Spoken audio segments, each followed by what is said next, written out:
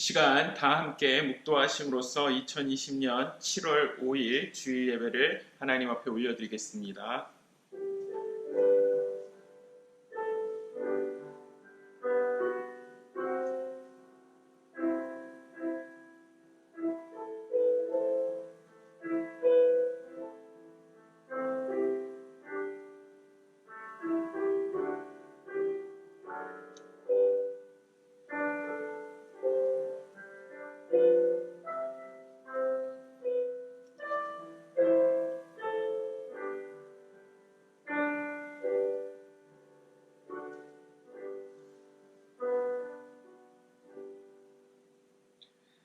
또한 가지 얼마가 꺾이었는데 돌 감람나무인 내가 그들 중에 접붙임이 되어 참 감람나무 뿌리의 진액을 함께 받는 자가 되었은즉 그 가지들을 향하여 자랑하지 말라. 자랑할지라도 내가 뿌리를 보존하는 것이 아니요 뿌리가 너를 보존하는 것이니라. 아멘.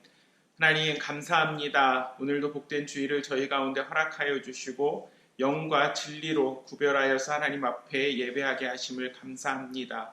아버지 하나님, 저희가 온라인으로 드려지는 이 예배이지만 저희들의 몸가짐과 마음가짐이 주님 앞에서 흐트러지지 않기를 원합니다.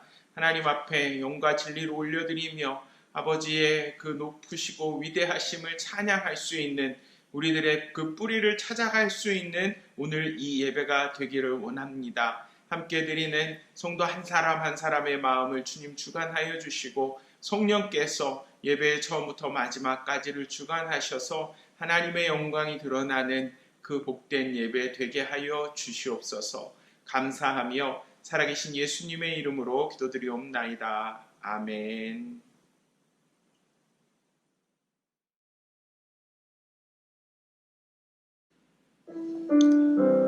이 시간 함께 하나님을 찬양합니다. 복의 근원 강림하사. 복의 근원 강림하사 찬송하게 하소서. 한량 없이 자비하심 증량할 길 없도다. 천사들의 찬송가를 나를 가르치소서. 구속하신 그 사랑을 항상 찬송합니다. 주의 크신 도움 받아 이때까지 왔으니 이와 같이 천국에도 이르기를 바라네. 하나님의 품을 떠나 죄에 빠진 우리를 예수 구원하시려고 보혈을 여주셨네. 주의 귀한 은혜 받고 일생 빚진 자 되네. 주의 은혜 사슬 되사 나를 주께 매소서.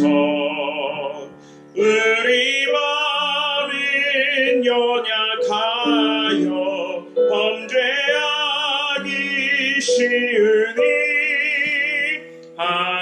하나님이 받으시고 천국인을 우리 마음은 연약하여 우리 마음은 연약하여 범죄하기 쉬우니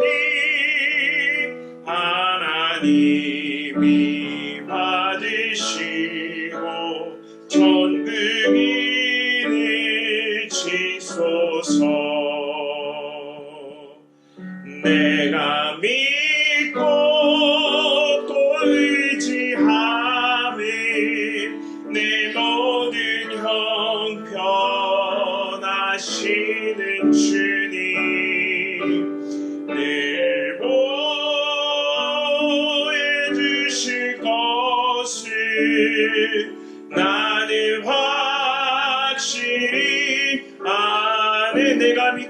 또 의지하네. 내가 믿고 또 의지하는 내 모든 형편 아시는 주님, 내 보혜 주실 것을 나는 확신하네.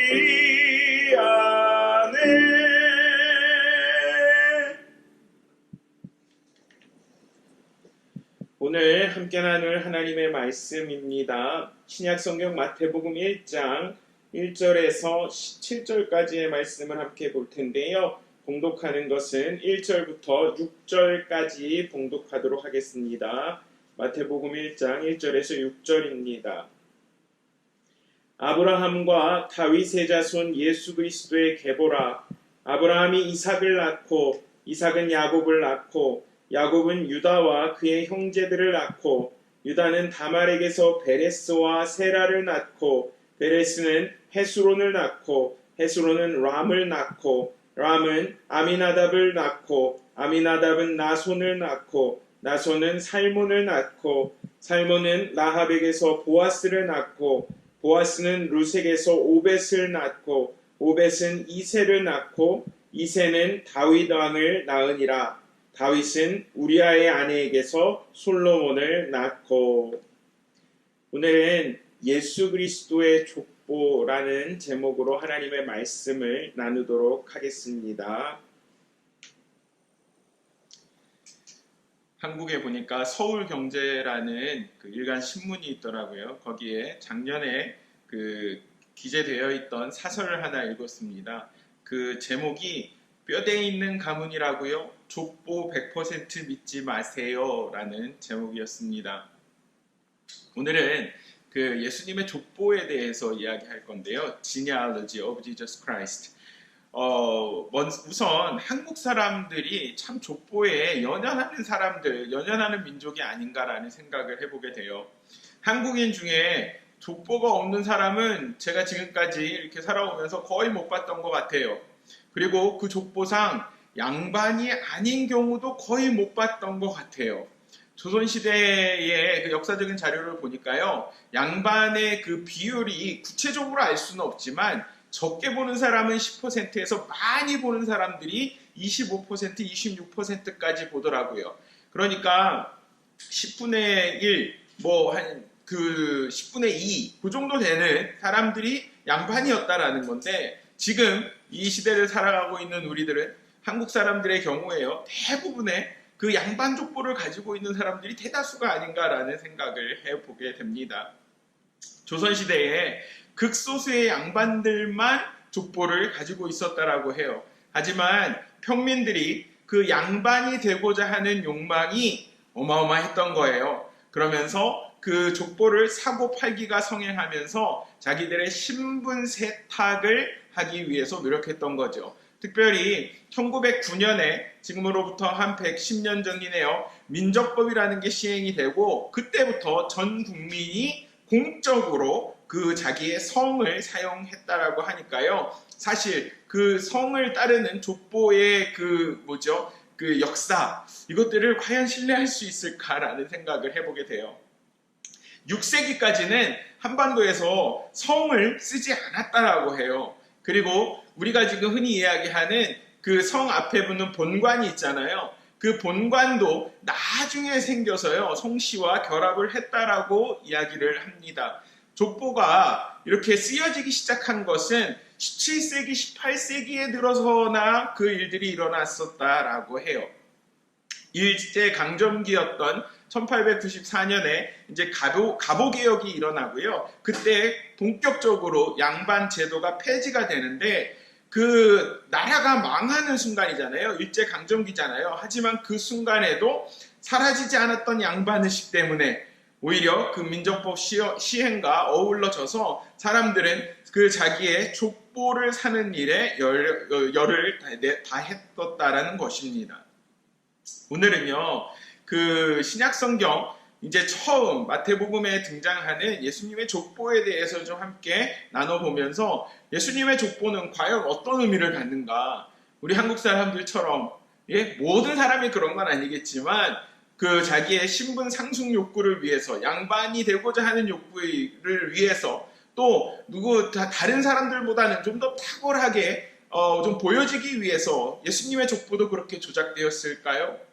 우리 좀 그런 의문을 가지고 오늘 본문 말씀을 좀 접근해 봤으면 하는 생각이 듭니다. 물론 성경은 요한복음 3장 6절에 이렇게 말씀하세요. 육으로 난 것은 육이요 영으로 난 것은 영이니 Flesh gives birth to flesh, but the Spirit gives birth to spirit.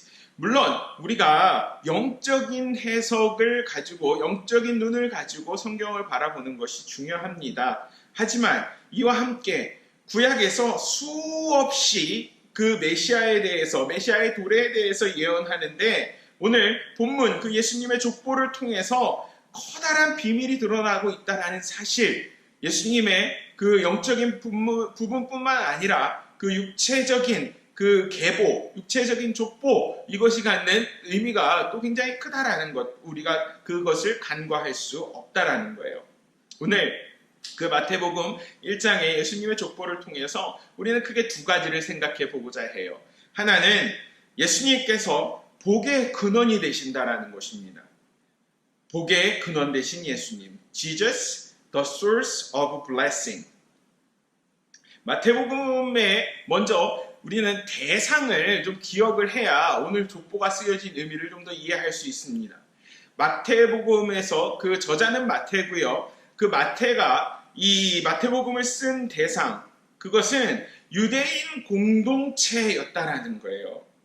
유대의 사람들은요, 혈통과 족보를 그 무엇보다 중요하게 생각했던 사람들입니다.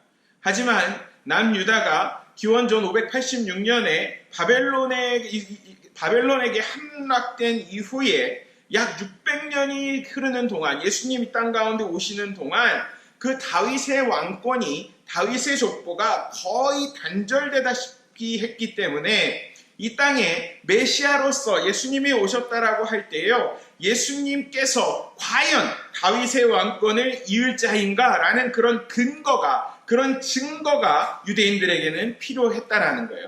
그것이 갖춰지지 않는 이상 유대인들은 예수님을 메시아로 인정할 수도 없었고 환영할 수도 없었다라는 것입니다. 거기에 초점을 두고 오늘 마태복음의 저자인 마태는요, 그 유대인들에게 예수님께서 왜 다윗의 그 예언의 증거가 되시는가, 왜 아브라함에게 하나님께서 약속하신 그 언약의 증거가 되시는가를 오늘 예수님의 족보를 통해 설명하고 있는 것입니다. 마태복음 1장 1절은 이렇게 시작을 해요. 아브라함과 다윗의 자손 예수 그리스도의 계보라. This is the genealogy of Jesus Christ, the son of David, the son of Abraham. 아브라함과 다윗의 자손 예수 그리스도의 계보라. 아브라함에게로부터 또 다윗에게로부터 예수님께서 이 땅 가운데 오셨다라는 것, 그것을 이해하는 것이 굉장히 중요하다라는 거예요. 왜 그것이 중요할까요? 창세기 12장 1절부터 3절까지 해서 하나님은 아브라함을 부르시면서 내가 너로 하여금 큰 민족을 이루게 할 것이다. 너가 복의 근원이 되게 할 것이다 라고 약속을 하셨어요. 그런데 그 복이라는 것이 저희들이 지금 이 땅 가운데서 생각하는 그런 풍요를 누리는 것, 우리가 살아있는 동안에 우리의 모든 그 부족함 없이 살아가는 것, 그 복이, 그 풍요가 아니었다라는 거예요. 하나님께서 내가 큰 민족을 이룰 것이다, 복의 근원이 될 것이다 라고 하실 때는요, 정말 이제 장차 도래할 그 메시아, 또 그 예수님을 통해서 이루어질 하나님의 나라까지 하나님은 염두에 두고 약속하시고 말씀하셨다라는 것을 기억하는 것이 중요합니다. 창세기 22장 18절에서 하나님은 아브라함에게 이렇게 말씀하세요.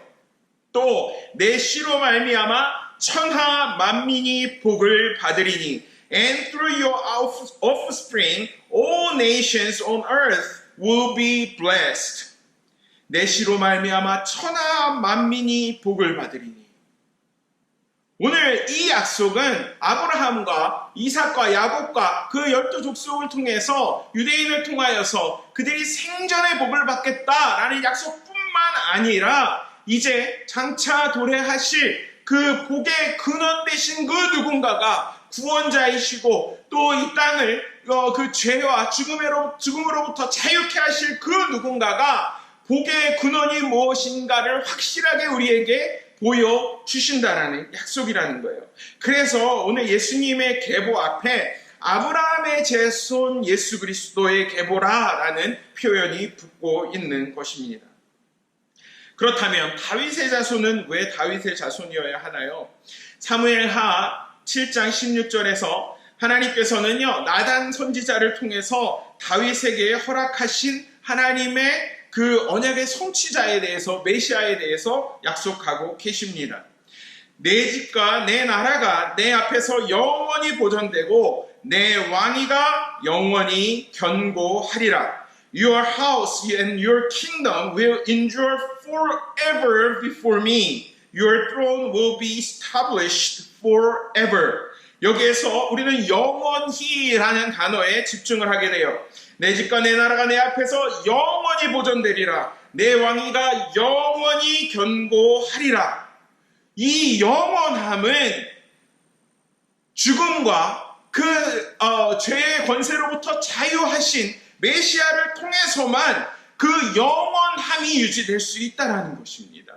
일시적인 게 아니라, 한시적인 것이 아니라 끝이 보이지 않는 영원함 속에서 하나님의 그 언약을 성취할 누군가를 세우시고 그 언약의 성취자를 통해서 하나님의 그 복이 무엇인가, 하나님께서 약속하신 축복이 무엇인가를 분명하게 보이고자 하셨다라는 거예요. 그래서 예수님께서 이제 예루살렘에 입성할 때에 사람들은 이렇게 소리치는 거예요. 호산나 다윗의 자손이요, 호산나 다윗의 자손이요, 호산나 to the son of David, 호산나 to the son of David. 다윗의 자손에 대한 이 약속을 통해서만 하나님의 복이, 영원한 그 궁극적인 복이 이루어질 수 있다라는 사실을 예수님은 이 땅 가운데서 공생의 기간 가운데 사람들에게 보여주셨던 것입니다. 예수 그리스도. 우리는 예수님, 그리스도, 이것을 쓰면서 거의 그리스도가 예수님의 라스트 네임처럼 그렇게 쓰는데 그렇지 않죠. 그리스도라는 말은요, 히브리어로 메시아라는 말입니다. Anointed one, 기름 부음을 받은 자라는 뜻입니다. 그런데 오늘 이 마태는요, 마태복음 1장에서 예수님의 족보에 대해서 기술하면서 이 그리스도라는 단어를 3번이나 사용을 합니다. 마태복음 전체에서는 18번이나 이 그리스도라는 단어를 사용합니다. 왜 그럴까요? 오늘 마태는 그 독자인 모든 이들에게, 특별히 유대인 공동체를 향하여서 예수 그리스도가 구약의 예언을 따라 오실 그분이시다. 예수님께서 실제적으로 이 땅 가운데 오셔서 죄와 죽음의 문제를 해결해 주셨고 지금도 역사하시는 살아계신 하나님이시다라는 것을 이해하고 그 부활하신 주님을 마음껏 전하고 그들에게 부활하신 주님의 능력을, 복의 근원 되신 그 주님을 전하고자 했던 열망이, 그 믿음이 마태의 마음 가운데 있었던 것입니다. 사랑하는 성도 여러분, 우리들은 근원적인 것을 찾아가는 것이 중요합니다. 우리들의 복, 우리들의 평안, 그것이 일시적인 것이 아니라 영원히 지속되는 그 축복을, 영원히 지속되는 평안을 누리기 원하신다라면 하나님의 그 언약, 아브라함에게 주셨던 하나님의 언약, 다윗에게 허락하여 주셨던 그 언약을 신실하게 성취하시는 우리의 구원자 되신 예수 그리스도를 통해서만, 그 복의 근원 되신 예수 그리스도를 통해서만 우리 삶에 그 궁극적인 필요들이 궁극되어짐을 인정하실 수 있는 저와 여러분들을 되시기를 주의 이름으로 축원합니다. 두 번째로 예수님의 족보를 통해 우리가 살펴보고자 하는 것은 예수님의 그 족보가요, 나의 구원을 위한 파격적인 사랑을 보여주고 계시다라는 것입니다. Jesus' special offer for my salvation. 마태복음 1장에서는 예수님의 족보에 5명의 여인들이 등장을 합니다. 다말, 라합, 룻, 그리고 우리아의 아내 바세바죠. 그 다음에 마리아, 이 5명이 등장을 합니다. 유대 그 전통에 보면은요, 유대도요, 우리 한국 정서랑 비슷한 것 같아요. 철저한 북의 사회입니다. 굳이 어머니의 이름을 넣지 않아도 되는 거예요. 그런데 이 5명 어머니의 이름을 다른 사람들은 없어요. 그 5명 어머니의 이름을 성경은 기록하고 있다라는 겁니다. 그런데 우리가 좀 주의 깊게 살펴봐야 하는 것은 이것입니다. 그 5명의 여인 중에 마리아를 제외한 4명은 유대인 남자와 결혼했고요. 또 우리가 그렇게 보기 좋아 보이지 아니하는, 어찌 보면 불륜에 가까운 일들을, 불륜에 가까운 일들을 저질렀던 이방인들이었다라는 사실을 기억하는 것이 중요합니다. 다말이라는 여인은요, 가나안 사람이었어요. 그런데 자기의 남편이 죽습니다. 이 당시 율법에 의하면 남편이 죽으면 그 남편의 형제들이 그 아내를 취하여서 이제 계보를 이어가는 것이 필요한데요. 다말은 자기의 이제 시동생들이죠. 자기의 계보를 잇기를 원하지 않았어요. 그렇기 때문에 어떻게 하냐 하면 시아버지였던 유다를 유혹해서 등남을 한 그런 아주 좀 집요함이 있지만 어떻게 보면 이렇게 아름다워 보이는 그러한 이야기를 가지고 있는 것은 아닌 그런 여인이었어요. 우리가 알고 있는 라합이요, 가나안 여리고성에 거주하고 있었습니다. 기생이었어요. 룻은 어떻습니까? 모압 사람이었어요. 룻도요, 보아스의 타작 마당에서 보아스가 자고 있는 이불을 들치고 들어갔던 그런 여인이었습니다. 바세바는요, 햇사람이었고요. 그런데 참 우리가 보기에 참 좋아 보이지만은 않은 그러한 과거를 가지고 있는 여인들의 이름을 굳이 이 예수님의 족보에 끼워 넣은 이유는 무엇일까요? 저는 분명히 믿습니다. 이유가 있어요. 이 여인들의 이름을 빼도 되는데 거기에 집어넣은 이유가 있다라는 거예요. 그 이유는 예수님을 통해서 유대인뿐만 아니라 모든 이방인들이, 온 열방이 자기의 죄와 허물에도 불구하고 영원한 복의 근원 되신 그 예수 그리스도의 이름 때문에 우리가 축복을 경험하게 될 수 있다라는 하나님의 신실한 약속, 언약의 증거라는 것입니다. 예수님께서 이 땅 가운데 오실 때에 예수님은 완전한 하나님이요, 완전한 인간으로 오셨습니다. 예수님은 물론 죄가 없으셨어요. 하지만 예수님께서 이 땅 가운데 오실 때 특별히 이 예수님의 족보, 계보에서 이 여인들의 이름이 등장하는 것을 우리가 통해서요, 예수님은 죄 있는 육신의 모양으로 이 땅 가운데 오셨다라는 사실을 알게 됩니다. 그것을 로마서 8장 3절은 이렇게 기록해요. 죄 있는 육신의 모양으로 보내어 육신의 죄를 정하사 God did by sending his own son in the likeness of sinful flesh to be a sin offering. 예수님께서 죄 있는 육신의 모양으로 이 땅 가운데 오셨기 때문에 우리의 육신의 죄를 완전하게 정화하실 수 있는, 완전하게 씻기실 수 있는 자격을 갖추셨다라는 것입니다. 마리아 또한 어떻습니까? 예수님을 성령으로 잉태했어요. 이 또한 하나님의 측량할 수 없는 섭리에 기인하고 있다라는 거예요. 이 밖에도 예수님의 족보를 보면요, 좀 흥미로운 사실들이 등장을 합니다. 먼저는 장자권을 계승하는 것이 굉장히 많은 예외로 등장을 합니다. 이삭의 경우를 보세요. 이삭 위에는 이스마엘이라는, 물론 하가를 통해서 낳은 서자이지만 형이 있어요. 하지만 하나님의 언약은 이삭을 통해서 흘러갑니다. 야곱, 쌍둥이 중에 둘째입니다. 형 에서가 있어요. 하지만 언약은 야곱을 향하는 거예요. 유다, 야곱의 12자녀 중에 첫째가 아니에요. 첫째는 르우벤입니다.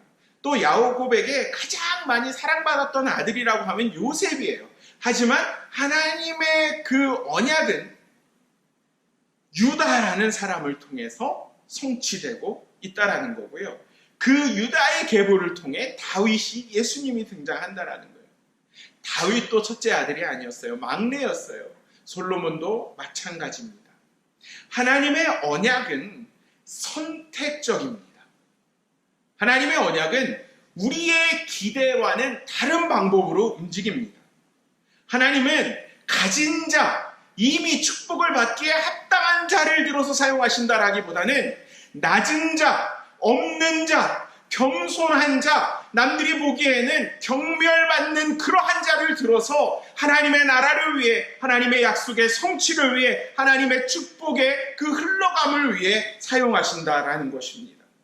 인간의 관습이나 인간의 전통을 철저하게 초월하시는 것이 바로 하나님의 언약입니다. 이것이 왜 저희들에게 필요합니까? 이것을 인정하는 것이 왜 우리들의 신앙생활 가운데 필요합니까? 만약에 우리가 인간들이 생각하는 관습과 전통에 따라서 하나님께서 하나님의 사람들을 택하시고 하나님의 구원의 역사를 이루어 가신다라면 저와 여러분은 이 시간 이 자리에서 하나님을 예배할 수 있는 사람이 없다라는 것입니다. 우리는 이방인이기 때문에 그래요. 우리는 하나님으로부터 구원받을 만한 그러한 자격이 아무것도 없기 때문에 그렇습니다. 하지만 하나님께서 다말을, 라합을, 룻을, 밧세바를, 마리아를 택하시고 또 장자도 아니었던 그 아들들을 택하셔서 그 놀라운 일들을 이루셨다라는 것을 보면서 나를 위한 파격이었구나, 나를 구원하시기 위한 하나님의 놀라운 섭리가 그 가운데 있구나라는 것을 깨닫는 것이 우리가 중요하다라는 것입니다. 하나님께서 기생을 선택하시고 하나님께서 정말로 그런 모욕적이고 지옥적인 과거를 가진 자들을 택하셔서 하나님의 구원의 역사를 쓰셨다라는 사실이 바로 오늘 나를 구원하시기 위하여서 하나님께서 예비하셨던 파격적인 방법이다라는 것을 인정하는 것이 저와 여러분들에게 필요하다라는 것입니다. 그뿐만 아니에요. 예수님의 족보 가운데서는 물론 선한 왕들도 등장을 합니다. 아사나 히스기야 왕 같은 왕들이 그랬어요. 하지만 선한 왕들보다 악한 왕들 또한 많이 등장을 해요. 르호보암이나 아비야나 므낫세 같은 왕들이 그렇습니다. 이 또한 같은 맥락에서 이해할 수 있는 거예요. 예수님의 그 구원은요, 인간이 그 가운데서 할 수 있는 것이 아무것도 없다라는 것을 우리 가운데 드러내고 있는 것입니다. 우상숭배가 만연한 가나안 땅에서 유일하게 유일신이었던 하나님을 기다리고 그 하나님을 신앙했던 여인이 라합이었어요. 기생 라합이었어요. 남편이 죽은 이후에도 그 기근 중에도 이스라엘의 하나님과 시어머니 나오미를 끝까지 저버리지 않았던 믿음의 산 증인이 바로 룻이라는 여인이었어요. 하지만 하나님은 그들의 상황과 형편과 그들의 배경을 보신 게 아니라 믿음 하나만을 바라보시고 파격적으로 라합을, 룻을 예수 그리스도의 계보 가운데, 족보 가운데 있게 하신 것입니다. 밧세바 사건을 통해서 하나님의 사람도 한순간에 실수와 몰락을 경험할 수 있다는 것을 다윗은 여실히 드러내요. 하지만 오늘 하나님은 예수 그리스도의 족보에 그 밧세바라는 이름도 쓰지 않으시고 그 모든 역사적인 사건이 그대로 드러나도록 우리아의 아내라는 그 명칭을 넣으셔서요, 다윗의 치부를 드러내세요. 그런데 그 밧세바와 다윗의 치부가 치부에 그치느냐 하면 그게 아니라는 거예요. 그리스도의 혈통 가운데 중대한 오점을 남기느냐 하면 그게 아니라 하나님 나라를 세우는 데 있어서 인간의 공로는, 인간의 의로움은 철저하게 배제되어야 하고 하나님의 언약만이, 하나님의 사랑만이, 하나님의 섭리만이 하나님 나라의 주춧돌이 된다라는 그 사실을 우리 가운데 깨닫게 하시고 가르쳐 주고 계시다라는 것입니다. 또한 예수님의 족보에서 하나 더 기억할 것은 11절 12절에서 바벨론에 사로잡혀가고 바벨론에서 사로잡혀간 이후의 일들을 기록하고 있다라는 거예요. At the time of the exile to Babylon, after the exile to Babylon. 포로 생활을 하는 거잖아요. 이 당시 가운데 한 민족을 말살시키는 방법은 그들을 포로로 데려가서 또 이렇게 다른 민족과 결혼시키고 다른 민족과의 문화에 융합하게 하고 자기 민족 중에 한 사람으로 세대를 거듭하면서 몇 세대를 지나가면서 그들의 존재를 말살시키는 거였거든요. 하지만 그렇게 바벨론의 포로가 돼서 끌려갔던 이스라엘 백성들을 하나님은 무려 600년 가까이 남은 자들을 그들 가운데 세우셔서 아브라함의 계보와 다윗의 혈통을 존속시키셨다라는 것입니다. 저희들의 삶이, 구원받은 저희들의 삶이 때로는 바벨론, 세상 속으로 끌려가고 거기에서 유혹을 당하고 거기에서 우리들의 존재 자체가, 우리들의 신앙 자체가 희석되어서 보이지 아니하는 것 같은 그 순간에도 하나님은 하나님의 그 선택하신 한 사람 한 사람의 믿음을 보시고 그 믿음으로 인하여서 남은 자들을 통해서 하나님께서 남겨두신 자들을 통하여서 여전히 당신의 그 파격적인 구속 사역을 이루어 가신다라는 사실입니다.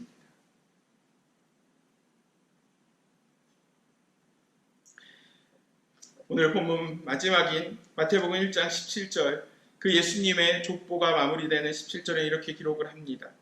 그런즉 모든 대수가 아브라함부터 다윗까지 14대요. 다윗부터 바벨론으로 사로잡혀 갈 때까지 14대요. 바벨론으로 사로잡혀 간 후부터 그리스도까지 14대더라. There were 14 generations in all from Abraham to David. 14 from David to the exile to Babylon, and 14 from the exile to the Christ. 14대, 14대, 14대. 처음 14대는 아브라함으로부터 다윗까지 어떻게 보면은 이제 그 구원의 역사가 일어나는 여명기였어요. 두 번째, 다윗에서부터 바벨론까지는 최고의 번성을 누렸던 그런 번성기, 전성기였습니다. 그 다음에 바벨론 유수부터 그리스도까지 그 14대는 어떻게 보면은 쇠퇴기, 암흑기라고도 할 수 있어요. 왜 14대일까요? 14대가 3번 반복하면서 이제 42대가 되는데 이것이 무슨 의미일까요? 여러 가지 해석의 방법들이 있지만 어떤 성경학자는 이렇게 이야기하더라고요. 이제 14를 둘로 나누면 7이 되잖아요. 그러면 이 세 가지 기간, 이제 6기가 되죠. 그렇죠? 14년씩 3번이니까 7년씩 6번. 이제 예수님께서 메시아로 이 땅 가운데 오셔서 당신의 이 올라오신 십자가와 부활의 역사를 감당하신 것은 7기라는 거예요. 7년 주기의 7기. 그러면서 이 예수님께서는 이 정말 완전한 하나님의 언약을, 완전한 하나님의 축복을, 영원하신 그 예수 그리스도의 구원을 파격적인 모습으로 십자가를 통해, 부활을 통해 증거해 내셨다는 것입니다. 사랑하는 성도 여러분, 족보예요. 저와 여러분들은 어떤 족보가 있으세요? 조선 왕조에서는 전주일시 그 족보가 제일 좋은 족보인가요? 왕족 족보인가요? 그것이 저희들에게 필요한가요? 나는 모르지만 내 후손들에게도 조금 더 그런 어떤 부끄러운 과거를 넘겨주지 않기 위해서, 양반의식을 심겨주기 위해서 한국에서 많은 그 우리의 조상들은요, 그 족보를 사고 또 족보를 만들었다고 해요. 저희들은 뭐 그런 작업이 지금 저희들한테 필요하진 않지만 우리들이 갖추어야 하는 족보는 무엇입니까?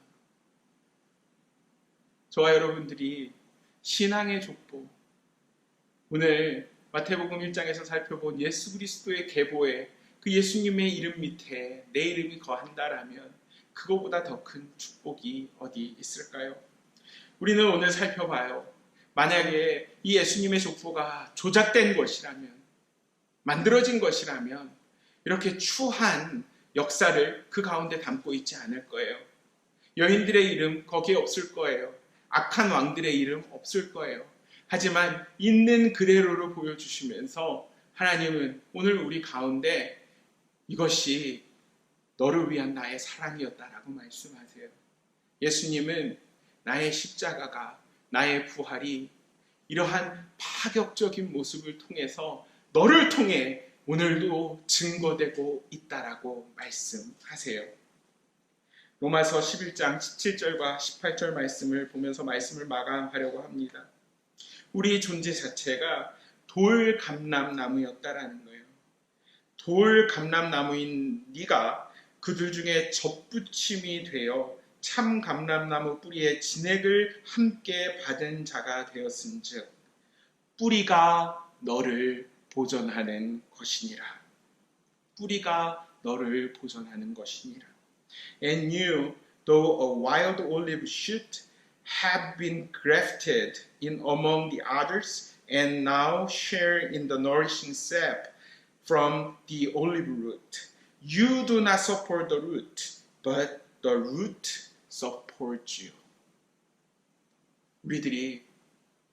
우리들의 그 뿌리, 복의 근원 되신 예수님을 알아가고 그 복이라는 것이 나의 구원을 위한 창조주 하나님의 구원자 예수 그리스도의 파격이었다라는 사실을 인정할 때 저희들은요, 이제 뿌리가 우리를 보존하는 삶, 내가 나의 뿌리로부터 영양분을 공급받는 그런 안전한 가지의 삶을 살아낼 수 있다라는 것입니다.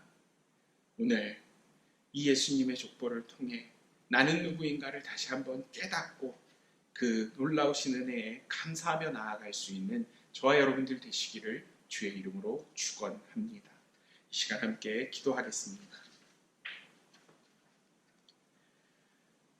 하나님 감사합니다.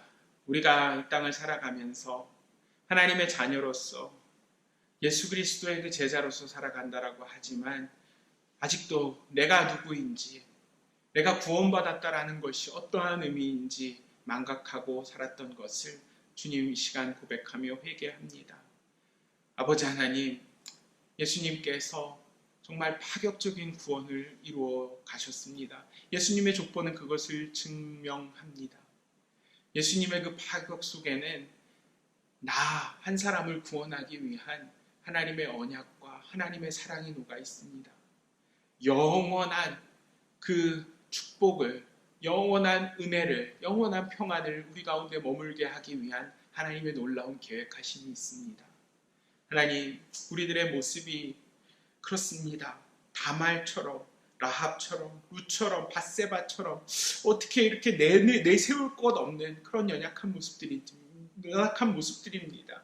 하지만 그럼에도 불구하고 우리를 사랑하시고 하나님의 구원의 역사 가운데 나의 이름을 두기 원하시는 그 주님 앞에 우리들의 뿌리를 두고 뿌리로부터 우리들의 그 삶의 능력들이 올라와서 나의 그 존재가, 나의 삶이 보존됨을 경험할 수 있는 축복받는 우리 한 사람 한 사람 되게 하여 주시옵소서. 감사하며 살아계신 예수님의 이름으로 기도합니다. 아멘.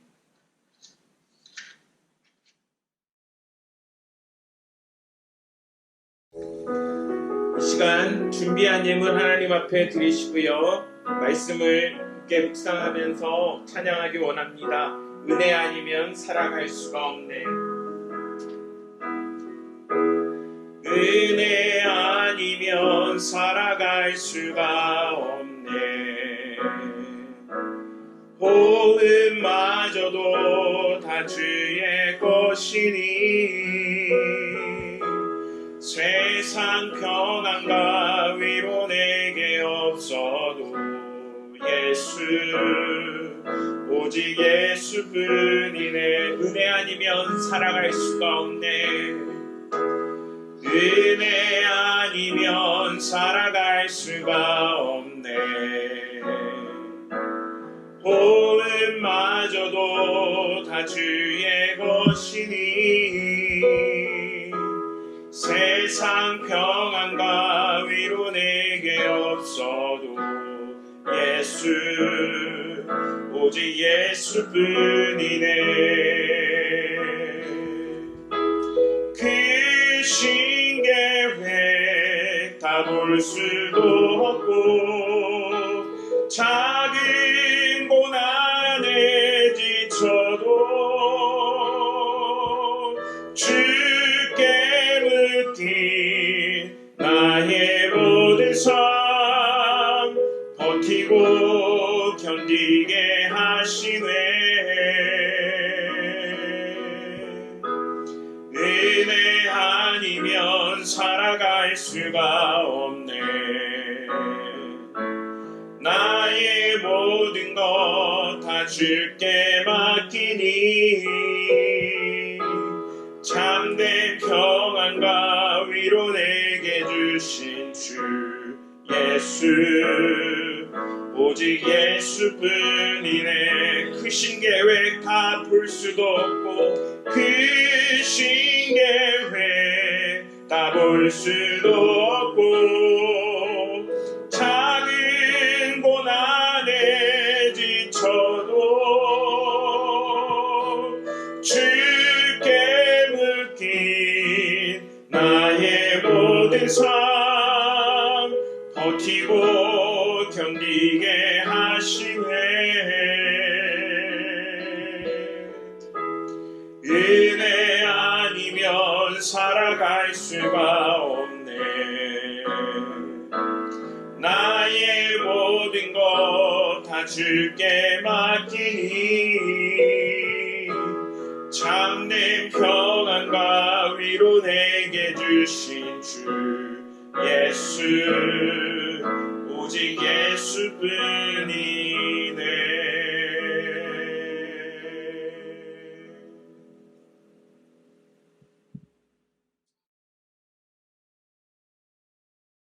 이 시간 드려진 예물 위해서 기도하고 축도함으로 예배를 마치겠습니다.